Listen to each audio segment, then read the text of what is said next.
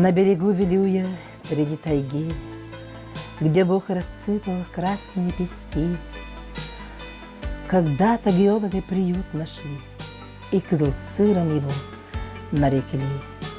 Вначале думалось, что на день, на два, а получилось, что на долгие года в палатах и бараках поселок вырастал, и центром газодобычи он на сегодня стал. Под шелест падающих листьев золотой осени 1 сентября этого года вся общественность Вилюйского улуса и поселок Кызылсыр отмечают знаменательный полувековой юбилей. Это 50-летие первого притока газа.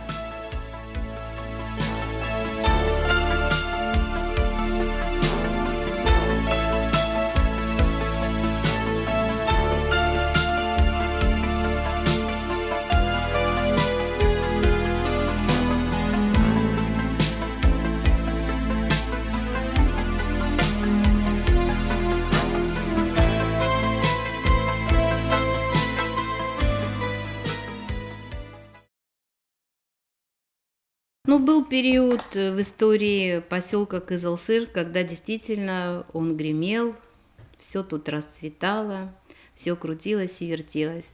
Как и везде по России, затем наступили застойные времена, и очень тяжело. Последнее время, конечно, поселок пришел в упадок, социальных проблем очень много. Ну, это везде. Это как и везде. Это везде. Есть как бы свои сложности, и, в общем-то, и у нас, и в администрации, и у промышленников. Но должна так сказать, мы готовимся к юбилею поселка с сентября 2009 года, когда был подписан приказ о праздновании юбилея, который намечил на начало сентября этого года. Юбилей поселка, кстати, совпадает у нас с большим праздником для ЕТЭКа и других структурных организаций, которые занимаются добычей газа, транспортировкой, переработкой и так далее.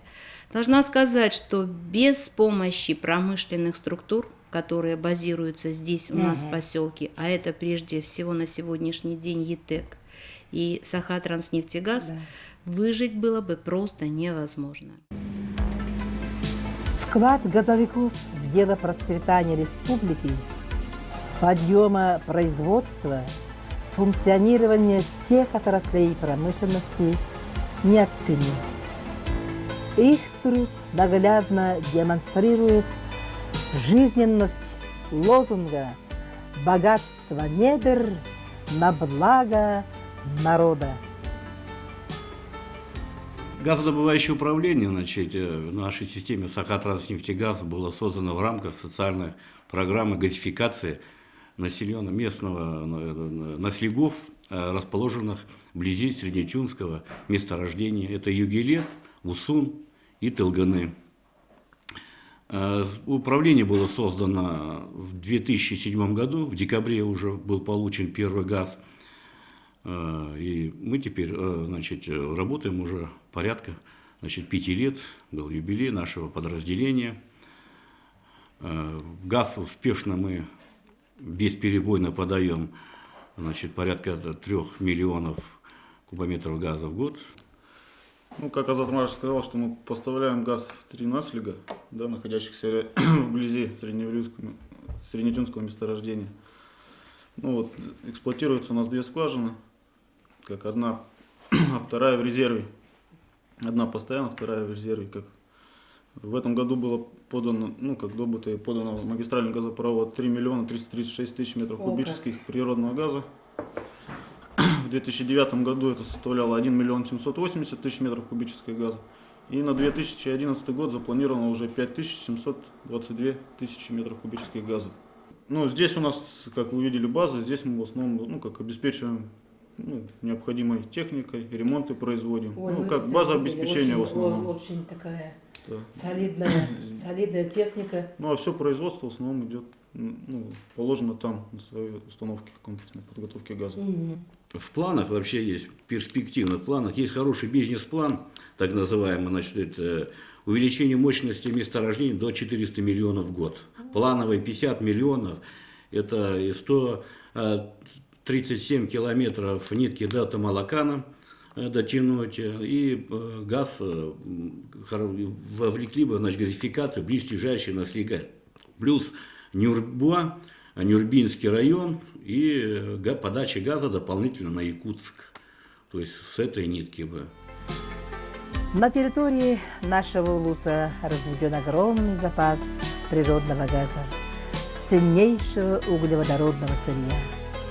Вилюйский газ подается в центральный промышленный регион нашей республики Саха-Якутия. Я сюда приехал в 1974 году по комсомольской молодежной путевке открывать триллион якутского газа, или добывать, вернее, правильно будет. И вот с 1974 года я здесь работаю. Это вы уже газовой комсомольцем отрасли. приехали? Да, я комсомольцем. По направлению? Ну, в принципе, по Да. комсомольской путевке. Да, по комсомольской Да, путевке, по конечно. комсомольской Когда путевке такая я сюда мода была. приехал. Да. Добывать триллион якутского газа. Ну, с этих пор я работаю в этой отрасли. Газодобывающей, Сколько лет перерабатывающей. прошло? Ну, это уже прошло сколько, 37 лет. Добыча, переработка, развитие газовой промышленности республики.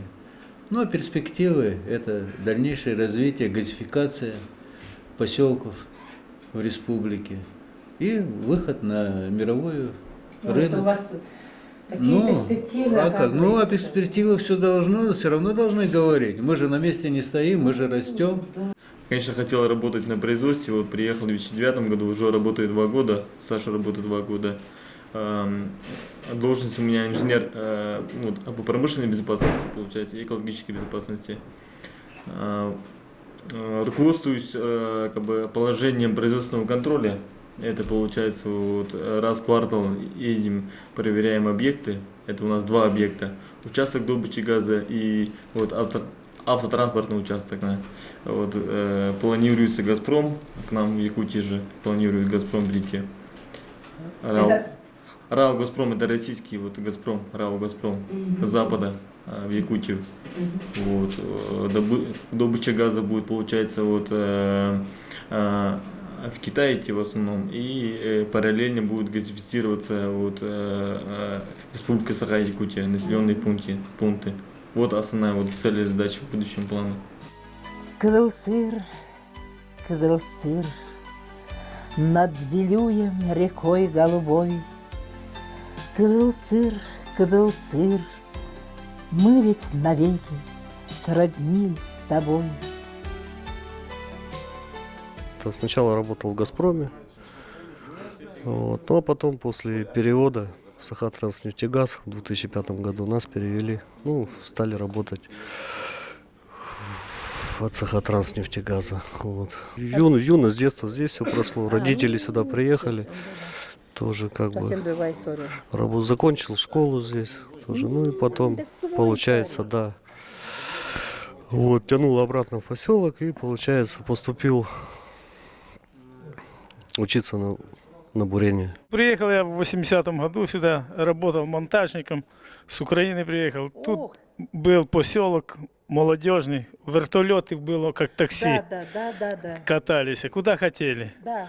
Веселая жизнь была, весело. Бригады были, Да. компания была. Море, Футбол гоняли. воетбол, футбол, Да, спортом да. занимались. Ой. Ну а теперь каково? Сейчас тоже очень хорошо. Сейчас газ кругом. Что, нормально, весело тоже. Работаем. Работа хорошая, нравится. Газовики, они всегда ценились везде. Да, отслужил в армии, устроился на работу сюда. Уже 4-й год пошел, как здесь работаю. С оплатой как? С оплатой хорошо, каждый месяц зарплата без задержек. Ой, это нормально, так. Ну и каково живется вообще тут у вас? Живется очень хорошо. Поселок вроде как начинает чуть-чуть подниматься. Да, не то, что раньше. Ну, в основном молодежь. Работаем, учимся, развиваемся. Сколько человек? 42 человека на базе. А у нас, если считать с операторами в деревнях АГРСов, то 90 человек. Сейчас много прибыло, повторяюсь, молодежи к нам, очень много. Ребята хорошие специалисты, все специалисты. И местные ребята работают, кадры есть у нас местные, хампинские работают очень много, так тоже очень хорошие отзывы о них, потому что я старший мастер РЭС, ремонтно-эксплуатационной службы здесь, поэтому как-то завязан с механизаторами, со слесарями, и поэтому, ну, ребята хорошие, коллектив у нас хороший, большая помощь идет от замгенерального директора Попова Александра Юрьевича. Да, ну и также и администрация помогает, и, ну и мы оказываем помощь, если нужно, как так. В вашей жизни были костры, гитары, песни, ночные? Были, да, Вылазки были? были вылазки, были костры, были пионерлагеря, была советская власть. Я сам городской, с Якутска, но вообще-то отец у меня тут в экспедиции, я поэтому остался в экспедиции. И вот все, и дети у меня тоже так. Был Геннадий Николаевич, был у нас один из, можно сказать, из хороших был администраторов поселка, он поселком занимался. Ну тогда мы все дружно жили, мы тогда, Вилюйск нам помогал, мы с Вилюйском, мы местным населением помогали, как говорю, сенокосы, как курировали экспедиции ВНРовской, ВНР, старая экспедиция. Да. Поэтому, да, она сейчас, в принципе, это та же дружба и продолжается, по-любому все помогают. Всех знала я вот просто наизусть, поименно знала ВНР полностью. Так я, учитывая то, что вот, ну, тут стою, это сколько лет прошло, и все время я с вами, с Калциром. Так что дружба продолжается. Да, дружба продолжается, все так же, мы все вместе будем Якутию делать, чтобы она была еще краше, лучше и теплее у нас было здесь, чтобы краше было. Будем жить. Да, будем жить. Не забыть нам дерзость тех, кто не дрогнул в суровом краю, кто душою поверил в успех и нес нелегкую вахту свою. В данный момент мы находимся у нашего знаменитого, легендарного, мужчины Геннадия Николаевича Кольцова. Это он занимается нашей газификацией всего нашего Вилюйского региона. Он некогда, когда-то, в 75-6 годах, это годы нашей юности, он был таким шикарным молодым парнем, председателем тогдашним сельсоветом. Есть такие люди, которым надо постоянно в душе говорить спасибо вам, низкий вам поклон. Низкий вам поклон всегда говорим кому? Людям в белых халатах. И то же самое, вы стержень, вы сердце, вы в унисон с нашими сердцами всей нашей республики, наших граждан. Ваша работа ведется вот параллельно вот с такими, да, в таком вот позитиве. Ну, что сказать, в этом году у нас знаменательный год, вы сами знаете. 50 лет. 50 лет нашему поселку. Я вот помню, в молодые годы мы думали, еще прошлый век, что это будет так далеко, так несбыточно. Но мы уже дожили до этого. Да. Живем и дальше в этом поселке, детей повырастили, внуки растут, как бы. Мы продолжаем также работать на благо наших людей.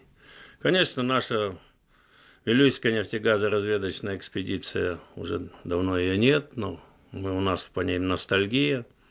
Но в связи с этим, с перестройкой, мы, конечно, посоздавали новые предприятия здесь, в районе. Вы это знаете, конечно.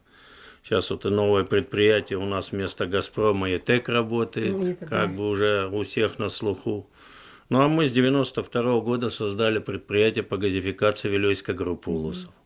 Это Кобяйский, Вилюйский, Верхний Вилюйский улус. Конечно, поступь у нас уже есть за эти почти 20 лет, что там греха таить. Вот, мы практически в Кобяйском районе самые отдаленные деревни газифицировали. Это Чагда, Арыктах. Да, это далеко. Лексигун делали там котельные, делали в Мостах, и до сих пор в Мостахе сейчас работаем. Там все как бы поселок растет. Мукучи, Богодя. Вот эти как бы поселки практически. Ну а если говорить про Вилюйский район, ну будем говорить, если с восточной части, это Чай, деревню мы полностью под ключ сделали вместе с магистральными газопроводами. Ну а Вилюйск, сам город Вилюйск мы газифицируем с 92 года. по сегодняшний день, есть что там показать. Вот последнее время мы делали молодежный квартал, он сейчас застраивается. Сам лично Вячеслав Анатольевич Штыров его смотрел. Вот, и он продолжает как бы застраиваться. Ну, а подводку газовых сетей мы сделали вместе с ГРП. Параллельно, значит, что там, какие заказы есть, мы продолжаем работать. Вот. И так поступь у нас идет в сторону Верхневилюйска, Нюрбы. На сегодня мы, конечно, работаем в Верхневилюйском районе уже практически 5 лет, 6-й год. Вот. Но я думаю, что на этом, наверное, не остановится эпопея газификации, потому что как бы вот у меня есть карта на стене, там перспектива, допустим, развития где-то до 2020 и дальше годов, куда там уходят газопроводы и в сторону Нюрбы, вот, и северная часть, это тюнские месторождения будут подключаться с выходом на Верхневилюйский, Сунтарский районы, как бы это перспектива на будущее. Ну и в этом году был форум, конечно, я присутствовал в Вилюйске, значит, приезжал сам президент Борисов, значит, докладывали перспективные вопросы газификации на будущее. Это, значит, по Вилюйскому району у нас Жемкон планируется, как бы Балагача, вот северная часть должна как бы подключаться. Ну, вопросы финансирования, я думаю, будут решаться, наверное, параллельно, как бы. Это в целом по газификации, в которой мы работаем. Как вы сначала добились этого? Это же как сложно было. 92-е годы. Это очень тяжелые года, Лично конечно. вообще. Я их с дрожью в сердце вспоминаю. Почему? Потому что в 92 году я сам уволился с поселкового совета, когда пошло разграничение между законодательной и исполнительной властью. Вы это помните. Значит, в то время был Михайлов Нестор Сергеевич и Михайлов Юрий тоже был. Юрий Антонович. Да. Значит, вот это как бы два человека, они как бы вместе там Да, я помню. начинали работать. Ну, здесь у нас, конечно, в поселке был мощный совет руководителей. Они сами там туда не Да, Геннадий Исаакович Супанецкий входил, Шараевский Олег Петрович, Возник Михаил Иосифович входили.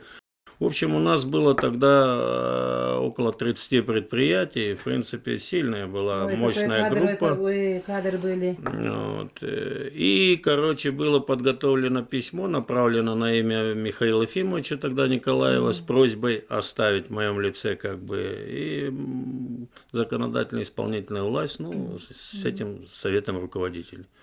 Ну, так как были выпущены новые законы, конечно, на это не пошли. Ну, оставаться чисто мэром поселка без денег у меня желания большого не было. Это без штанов. Да, потому что я производственник, я написал заявление, ушел. И не жалею до сих пор, потому что после этого меня, конечно, пригласила администрация УЛУСа, были, значит, представители Ростехнадзора, вице-президент тогда Штыров Вячеслав Анатольевич, потом Брук, министр промышленности. Вот, они мне предложили как бы создавать новое предприятие, которое будет вести именно газификацию Вилюйской группы ЛУС. Как бы это должна была быть вроде бы как ПМК, мощная ПМК. Ну, началась у нас инфляция, потом гиперинфляция, и сами понимаете, и мы почти до 99-го года, барахтались. Всплывали, заплывали, всплывали, заплывали. И только в 99-м мы выплыли. Благодаря вот нашим гензаказ был подписан, значит, финансовой корпорацией САПИ, что это Тумусов Федот Семенович, который заказал газификацию Вилюйской ДЭС, дизель-электростанции. Вот, ну мы ее успешно в течение 4,5 месяцев выполнили, запустили, сдали в эксплуатацию, да, и как бы финансовая корпорация САПИ с нами рассчиталась полностью. Мы заплатили почти годовую зарплату людям, полностью налоги погасили и даже кое-что прикупили.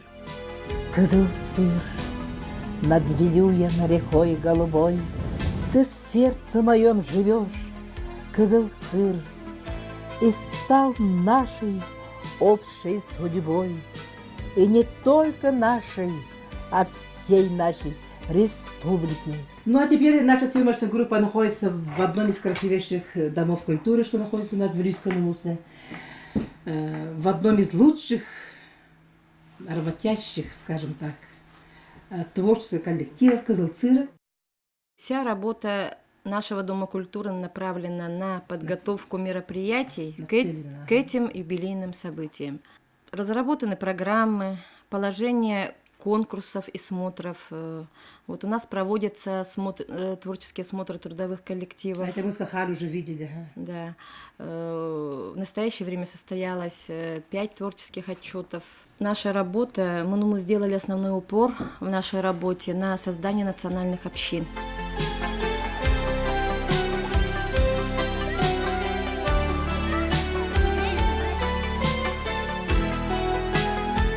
Мы в поселке будем уже нынче отмечать 50-летие нашего поселка и проводим уже с начала года, проведено очень много мероприятий. В рамках юбилейных мероприятий мы уже провели калейдоскоп занятий, все воспитатели показывали занятия открытые и для родителей. Мероприятие большое, вот буквально на той неделе показали очень большой концерт коллективный для жителей тоже. Слыхали. Да.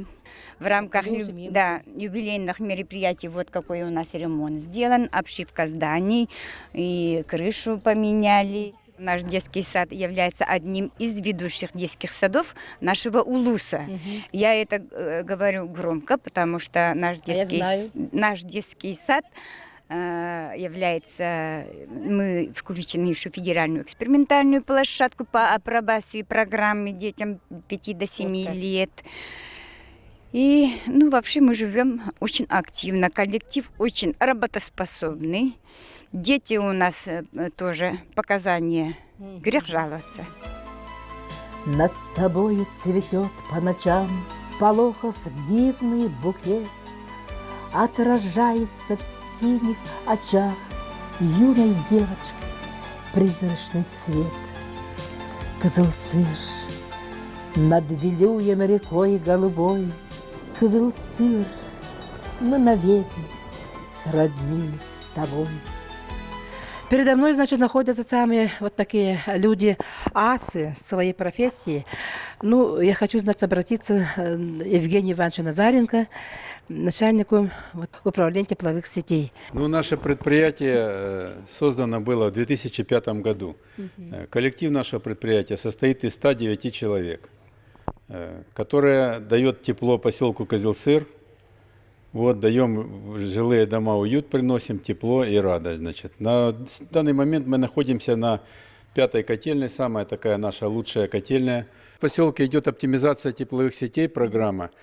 Все раньше здесь трассы находились под землей на глубине 50-60 сантиметров. Сейчас в данный момент мы построили надземным путем, утеплили, потери несем в земле трассы, которые находятся. Сейчас снизили потери тепла, и новая трасса хороша в обслуживании. Занимает трудоемкость не такая большая наших слесарей. И у нас в 2012 году мы заканчиваем эту программу, и в 2012 году уже все трассы будут надземные, и проложена вода, где будут трассы питьевая, будут поступать жителям каждый дом чистая фильтрованная питьевая вода. Надо же, это будет уже лаборатория будет, да, своя? Да, это будет чистая лаборатория, будет анализы, химанализы делать, которая будет соответствовать всем стандартам для питья воды. То, что мы зимой ремонтируем, это, с одной стороны, хорошо, с другой стороны, плохо, потому что у нас нет химводочистки. Мы очень много, пожалуйста, перед вами наглядный пример, забито грязью, это все, у нас берем воду со скважины зимой. Там большое содержание железа, оно при нагревании выпадает в осадок, и мы имеем то, что мы имеем. Прямо я стою с хозяйкой, самым лучшим оператором, самой лучшей котельной, госпожой, с товарищем, с другом, с подругой, с Ольгой Ивановной. Значит, как вам довелось такое все, такую красоту все посадить, за ними ухаживать, на оранжерее? Как, удается нам, работаем, смотрим, наблюдаем за давлением, с температурой выдаем. И заодно поливаем цветочки, выращиваем. Охват-то большой у вас? Охват большой, конечно, но стараемся. Хочется, чтобы людям было тепло дома, чтобы не обижались на нас, не ругали, чтобы зима у нас длинная, холодная, сами знаете. И поэтому стараемся, работаем со всех сил, отдаем свое здоровье, считать здесь, и все на свете, что у нас есть. Котельная – это наш дом второй. Ой. Поэтому мы все, как говорится, стараемся. У нас работает 8 девочек, и мы все стараемся, вот здесь кто-то с цветами заводится, и с котельной, и с котлами, и моем, и убираем. И стараемся поддерживать чистоту, как дома. Добрых слов достойны те, кто стоял у истоков открытия, обустройства и эксплуатации месторождений природного газа. И те, кто в настоящее время, несмотря на все трудности переходного периода, также продолжают работать, трудиться в газовой промышленности на благо всей нашей республики.